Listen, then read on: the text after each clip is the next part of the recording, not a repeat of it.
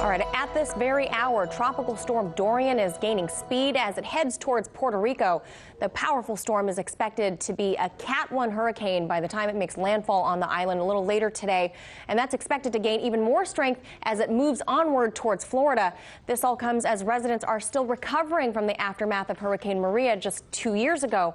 And, of course, a tumultuous political event. RT's John Huddy is joining us live from Miami with the rest of this story. John? Yeah, well, so it begins. The hurricane season, Manila, in full swing at this point as we wait to see what's going to happen with Dorian. The concern, real quick here in Florida, before I get to Puerto Rico, is that this storm could develop into a Category 2 by the time it makes landfall here over the Labor Day weekend. And the big concern about that is the storm surge and flooding in places like downtown Brickell, where I'm standing, and then across the river in downtown Miami. That said, the latest figures from the National Hurricane Center show that Tropical Storm Dorian is bearing down on Puerto Rico, or should be bearing down on Puerto Rico and the U.S. Virgin Islands a little bit later today, bringing as much as possibly 10 inches of rain and sustained winds of up to 60 miles per hour. It's expected to become a Category 1 by the time it makes it to Puerto Rico. That said, Puerto Rico's Governor Wanda Vasquez has declared a state of emergency, and FEMA says that it has more than 3,000 aid workers on the island ready to go.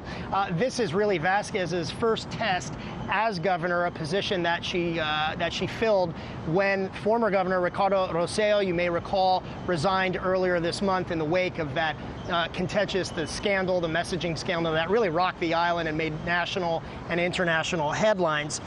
The head of the island's power company said today that the distribution system is still weak, even 2 years now after Hurricane Maria in some areas, and he said it may suffer from wind gusts of 50 to 60 miles per hour in some cases, but he added that they have in stock 5 to 6 times the spare parts of posts, of cables, and transformers. So that translates to about $141 million worth of equipment compared to $22 million worth of equipment during Hurricane Maria in 2017, with more than 23,000 poles, 120,000 lights, and 7,400 transformers. Governor Vasquez also said that the island has deals in place with U.S. mainland power companies in the event that they need to step in to help, if help is indeed needed after Dorian passes through.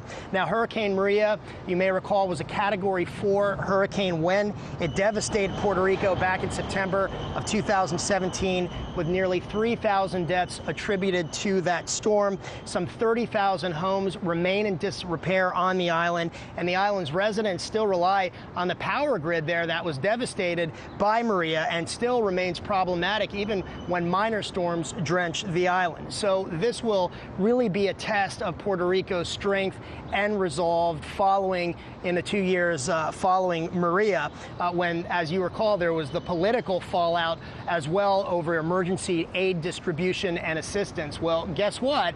As the hurricane gains strength, the politics very much continues. In fact, take a look.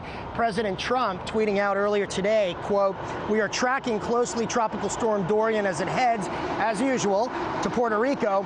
FEMA and all others are ready and will do a great job. When they do, let them know it and give them a big thank you.